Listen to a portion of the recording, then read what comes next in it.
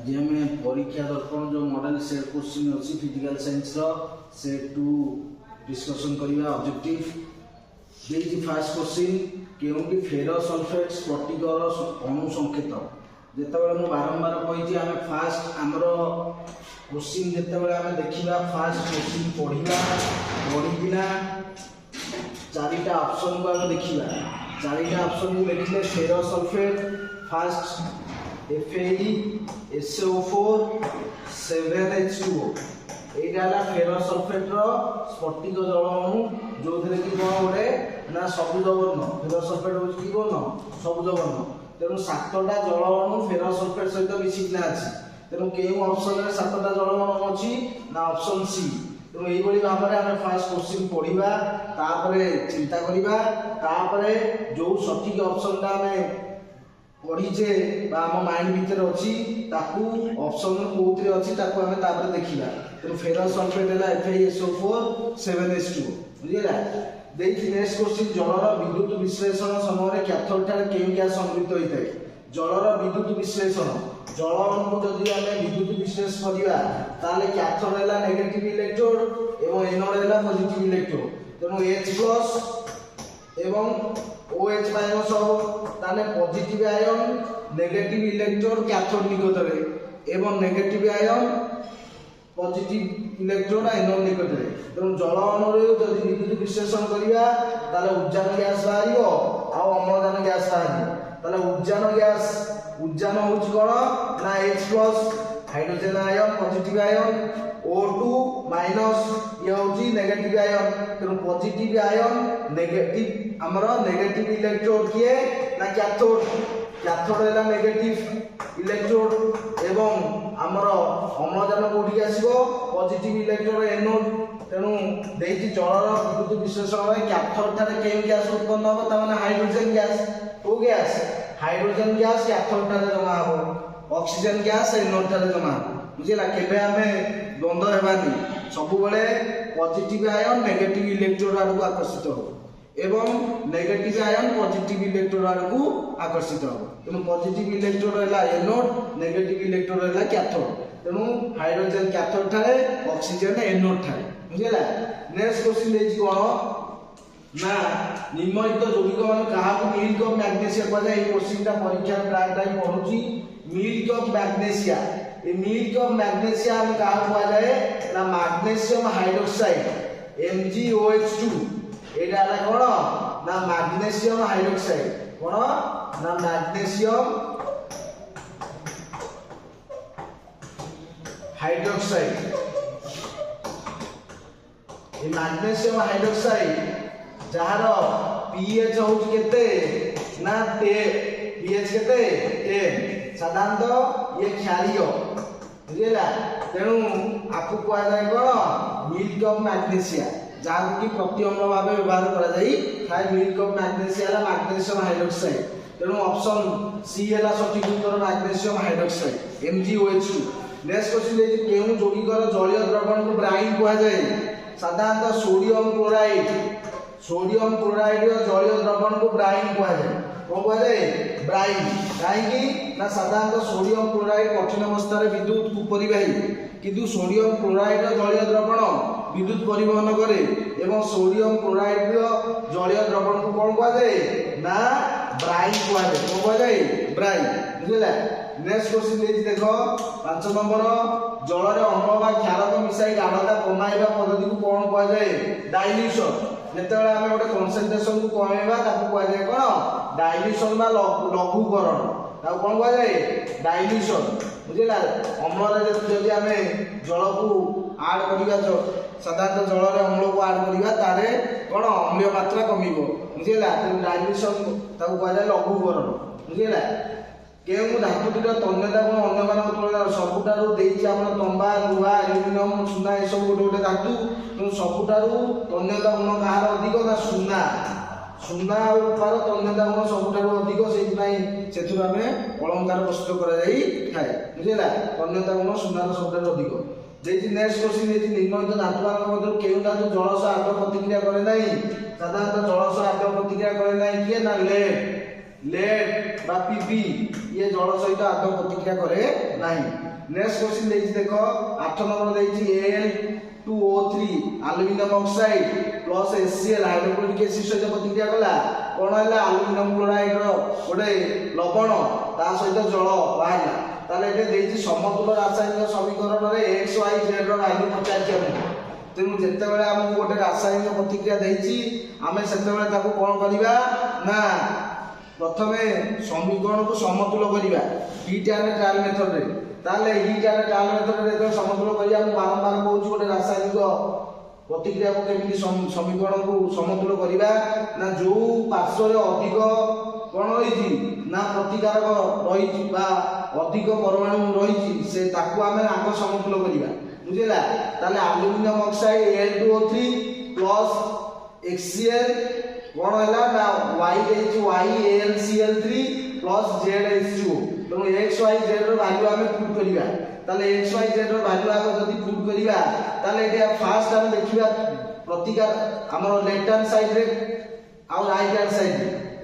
Side रे हमर देखो लेफ्ट हैंड साइड रे एटा एल्युमिनियम दीटा अछि राइट हैंड साइड रे एल्युमिनियम केते अछि ना हमर केवल एल लिखाई एल्युमिनियम संख्या लिखा जाई नाही ताले जदी दीटा एल्युमिनियम लेफ्ट हैंड साइड रे अछि एठे मु कोन कर देबी 2 कर दिए फास्ट एल्युमिनियम को समान कर देबा पई कोन कर देले 2 कर देले ताले बंधनी पुरपुर 2 रखिबा ए बॉक्स पुरपुर ताले एठे कोन होबो ना क्लोरीन केतेटा हेला 6 टा Cl हेला 3 गुणे 6 ताले 6 टा Cl जदी राइट हैंड साइड रे हेला ताले Cl एठे कोठे अछि लेफ्ट हैंड साइड जो प्रतिकार करे कोई पासे Cl अछि ना एठे केवल Cl अछि ताले एठे जदी 6 टा Cl हेला एठे आपण एक साइड कोन लिखला 6 टा Cl हेला कोन हेला 6 टा Cl जदी 6 टा Cl हेला ये दीटा एल्युमिनियम हेला बाकी हाइड्रोजन केतेटा हेला ताले 6 टा ताले 6 टा हाइड्रोजन रे राइट हैंड साइड रे केतिरे कोन अछि केवल जल अछि दीटा हाइड्रोजन ताले दीटा हाइड्रोजन अछि ताको 6 करिया पई कोन करबी 3 कोन करबी 3 ताले मोर कोन पाइली x रो वैल्यू पाइली 6 y रो वैल्यू पाइली 2 एवं z रो वैल्यू पाइली 3 ताने 6 2 3 के ऑप्शन रे अछि देखो ऑप्शन सी मु विदाउट रफ रे न करिकिना मु आकु मुहरे करिबी नाही बारंबार मु कहिथि प्रश्न पढिबा ताकु रफ रे कैलकुलेशन करिबा तापरे जाई ऑप्शन सटीक ऑप्शन मोर उत्तर बाहरथिबा सटीक ऑप्शन भी के ऑप्शन रे अछि ताकु देखिबा एवं ताकु ओइ मारे गोल बुलेइबा बुझिला तेनु 6 2 3 ता माने Al2O3 प्लस 6HCl कोन हैला ना 2AlCl3 plus 3H2 बुझिला next question देई देखो गोटे इथेनॉल रो सहभाजन होइतिबा इलेक्ट्रॉन युगल संख्या केते मु बारंबार कहूची carbon analysis compound very important chapter कते देइछि गोटे इथेनॉल रे सहभाजन होइतिबा इलेक्ट्रॉन युगल संख्या केते फास्ट इथेन रो अणु संकेत कोन इथेन माने एटा गोटे अल्केन माने CnH2n + 2 ताले इथेन माने C2H केतेला 2 गुणे 4 + 2 H6 C2H6 बुझिला ताले तते देइछि इथेनॉल रे सहभाजन होइतिबा इलेक्ट्रॉन युगल संख्या केते बुझिला इलेक्ट्रॉन युगल संख्या जदि गोटे हम इथेनॉल रो सहसंयोजक बंध देखिबा ताले कहि बारंबार जेतेले गोटे अल्केन देइथिबो कोन देइथिबो अल्केन देइथिबो से अल्केन रो कार्बन आ हाइड्रोजन रो तू मिसै किना सेतरु एक फेडी देले हमें टोटल पाइबा कोवैलेंट बॉन्ड केतिटा सहसंयोजक बंध अछि बुझिला टोटल कोवैलेंट बॉन्ड पाइबा ताले एते इथेन रे केतिटा कोवैलेंट बॉन्ड अछि ना 6 + 2 8 - 1 ता माने केते 7टा कोवैलेंट बॉन्ड अछि तेनु 7टा कोवैलेंट बॉन्ड अछि माने 7टा हमर हाइड्रोजन एवं कार्बन मध्य रे 7टी बंध रहिबो तेनु हमर एते केते रहिबो 7 केते 7 बुझिला नेक्स्ट है वनस्पति तेल हाइड्रोजन करण पई केएमटी उत्पादक रूप व्यवहार करसा निकेल को गोटे उत्पादक भाव में व्यवहार करा जाई थाई बुझिला नेक्स्ट क्वेश्चन देछि देखो हमर प्रोपाइन रो गोटी अणु रे केतोटी सहसंयोजक देखा जाय बारंबार हम कहिछि कार्बन रो निश्चित भाव में तीनोटी क्वेश्चन आसीबो प्रोपाइन रो गोटी अणु रे केतोटी सहसंयोजक बंध थाई मु गोटे सूत्र तते कहली जे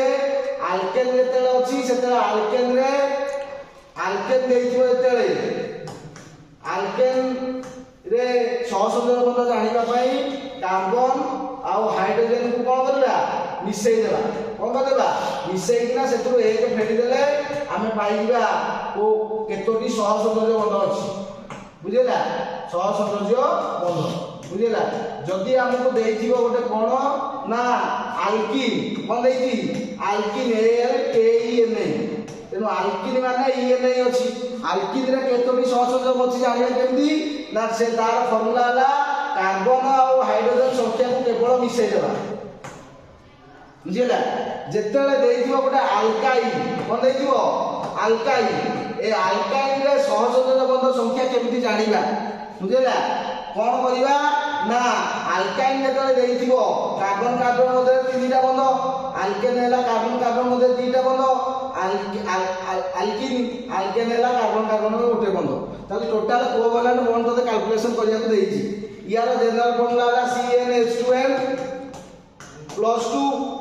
अल्किन रे हला CnH2n एमा अल्काइन रे हला CnH2n -2 कोन CnH2n -2 बुझिला ताले एते मु कोन करिवि ना कार्बन और हाइड्रोजन को मिसैबा मिसैकिना सेतरे आउ एक मिसैबा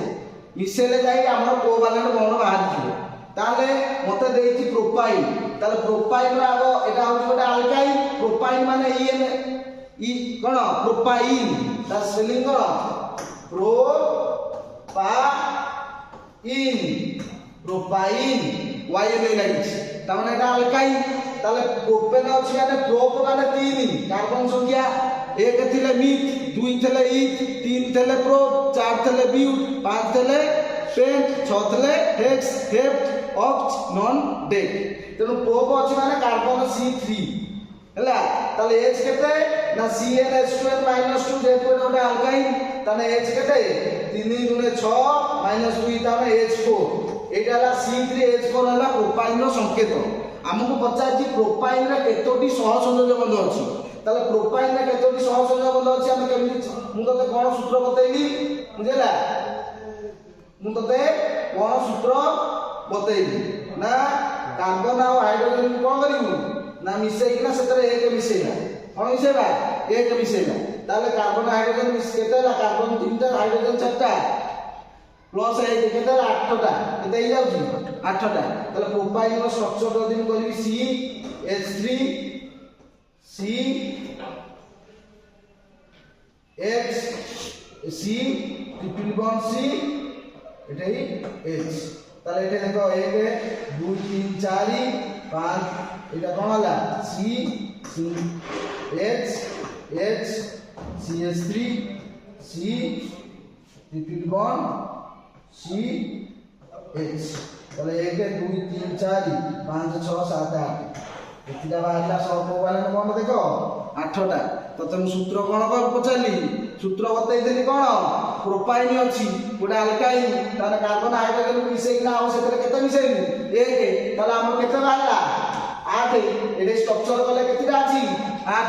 केतिरा अछि 8 तो ए सूत्र को सब बेले कोन करिवु मन रखितो जा फल रे क्विकली हमें आंसर दे कोन करी पारिला एटा हला सूत्र एटा कोन सूत्र एइथरो गोटे निश्चित पड़ी बुझिला नेक्स्ट देति आधुनिक पर्याय सारण रे केते गोटी ग्रुप अछि आधुनिक पर्याय सारण रे 7टी पर्याय और 18टी ग्रुप आउ 7टी कोन पीरियड तेनु 18टी स्तंभ अछि ग्रुप आधुनिक पर्याय सारण 7टी पीरियड आउ 18टी कोन स्तंभ कलम नेक्स्ट देति निम्नलिखित मौलिक मान केंटु उपधातु गोटे कोन लिथियम धातु कार्बन अधातु लेड साधारण गोटे ये हला कोन सिलिकॉन होची गोटे कोन उपधातु कोन गोटे उपधातु बुझला कार्बन सिलिकॉन जर्मेनियम ए सब गोटे फैमिली रो बुझला नेक्स्ट देति कोन सौर चूल्हा रे केन प्रकार दर्पण को व्यवहार करा जाय साधारणतः सौर चूल्हा रे कॉनकेव मिरर माने अवतल दर्पण बुझिला कॉनकेव मिरर हैला अवतल दर्पण को व्यवहार करा जाय काईना से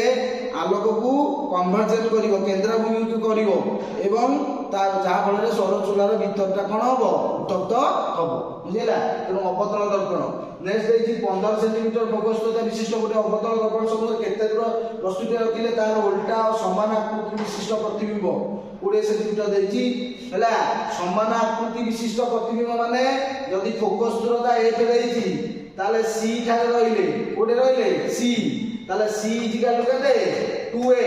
ताले ए पे देछि केते 20 ताने सी केते हबो 40 सेंटीमीटर केते 40 सेंटीमीटर गोटे समान आकृतिर उल्टा प्रतिबिंब सृष्टि हबो बुझला तेणु ऑप्शन डी कौन ऑप्शन डी तेणु प्रोब्लेम को आमे कैलकुलेशन करिवा फार्मूला प्रूव करिवा तापर जाय कोन करिवा ना ऑप्शन को देखिबा सठिक ऑप्शन को नेक्स्ट देखि केई क्षेत्र सर्वदा आभासी प्रतिबिंब गठित हुए आभासी आउ सड़क बुझला साधारणतः आभासी माने उत्तल दर्पण अवतल लेंस कौन उत्तल दर्पण अवतल लेंस बुझला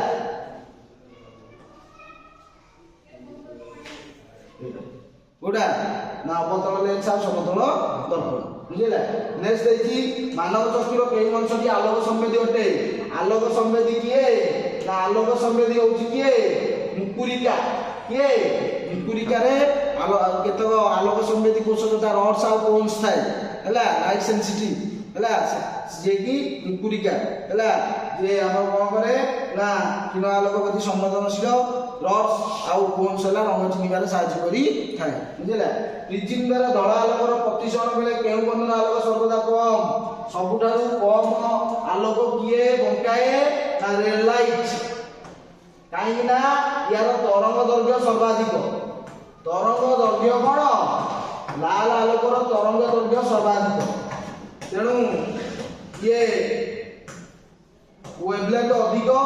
तेणु कम बंकेइबो कोन कम बंकेइबो हैला नील आलोकर तरंग दैर्घ्य सर्वनिम्न अधिक बंकेइबो कोन करिवो अधिक बंकेइबो विब्गियो कोन तेणु लास्ट किए रहिला रेड रेड आलोक सबटार कम बंकेइबो मानव चक्र केई वर्ष नेत्र पितृ आकार को नियंत्रण करे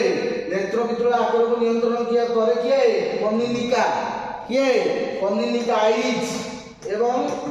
कोन आवश्यक परिमाण लाइट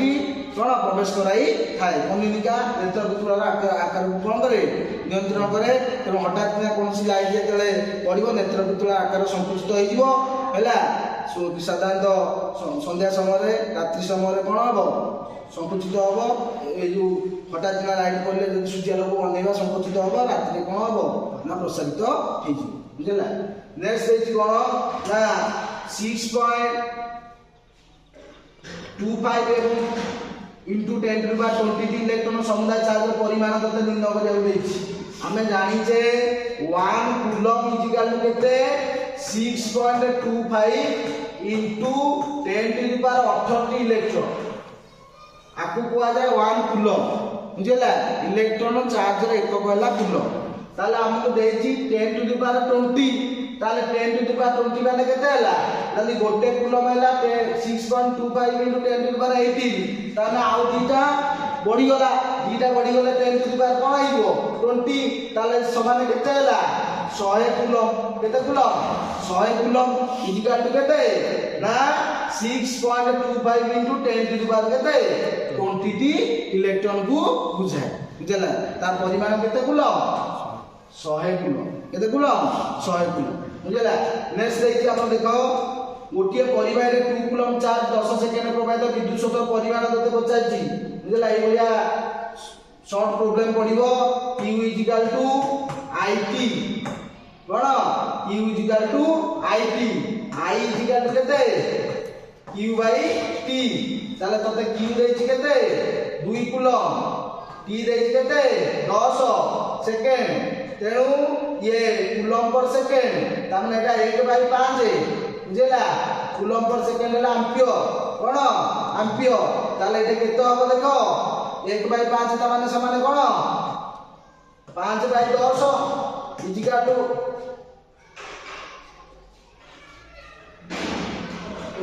0 पॉइंट केते 2/10 10 ଇକ୍ୱାଲ୍ କେତେ 1/5 ତାମାନେ 0.2 ଆମ୍ପିୟର। କେତେ ଆମ୍ପିୟର 0.2 ଆମ୍ପିୟର। ବୁଝିଲା ଆମେ କ୍ୟାଲକୁଲେସନ କରିବା ତାପରେ ଯାଇ ଆନ୍ସର ବାହାର କରିବା। 0.2 ଆମ୍ପିୟର କ'ଣ I is equal to 0.2 ampere. ଦେଇଛି R1 R2 ପ୍ରତିରୋଧ ବିଶିଷ୍ଟ ଦୁଇଟି ପ୍ରତିରୋଧକୁ ସମାନ୍ତର ସଂଯୋଗ କରାଗଲା। ଉକ୍ତ ସଂଯୋଗର ସମତୁଲ ପ୍ରତିରୋଧ କେତେ? ତତେ ସମାନ୍ତର ସଂଯୋଗ ମାନେ 1/R is equal to 1/R1 plus 1/R2। ତାହେଲେ R1 ଆଉ R2 କ'ଣ ହେଲା? R1 R2 କୁ ଗଲେ କ'ଣ ହେଲା? R2 plus R1 by R1 R2 ହେଲା।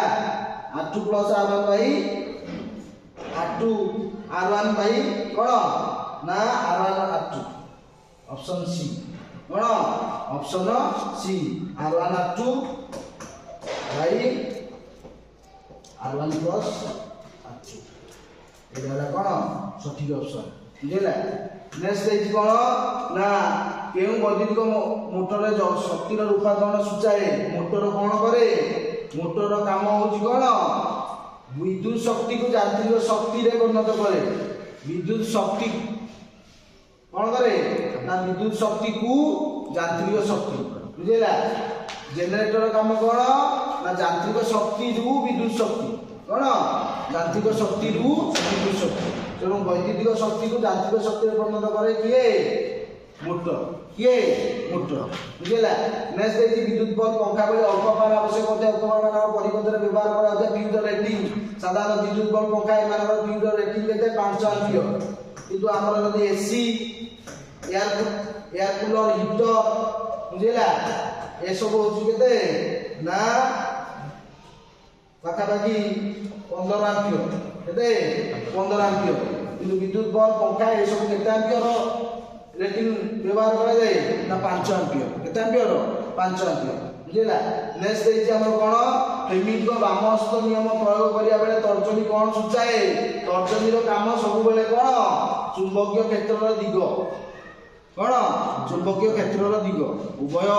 ବାମହସ୍ତ ଏବଂ ଦକ୍ଷିଣାସ୍ତ ଦୁଇଟାଙ୍କରେ ତର୍ଜନୀ ସବୁବେଳେ କ'ଣ କରିବ? ଚୁମ୍ବକୀୟ କ୍ଷେତ୍ରର ଦିଗ। ବୁଝିଲା ଇଏ ହେଉଛି ଆମର 25ଟା ଅବଜେକ୍ଟିଭ। ମୁଁ ବାରମ୍ବାର କହିଛି ଆମର ଫିଜିକାଲ ସାଇନ୍ସରେ ଯେଉଁ କୋଶ୍ଚିନ୍ ଆସିବ ତାକୁ ଆମେ କ'ଣ କରିବା ନା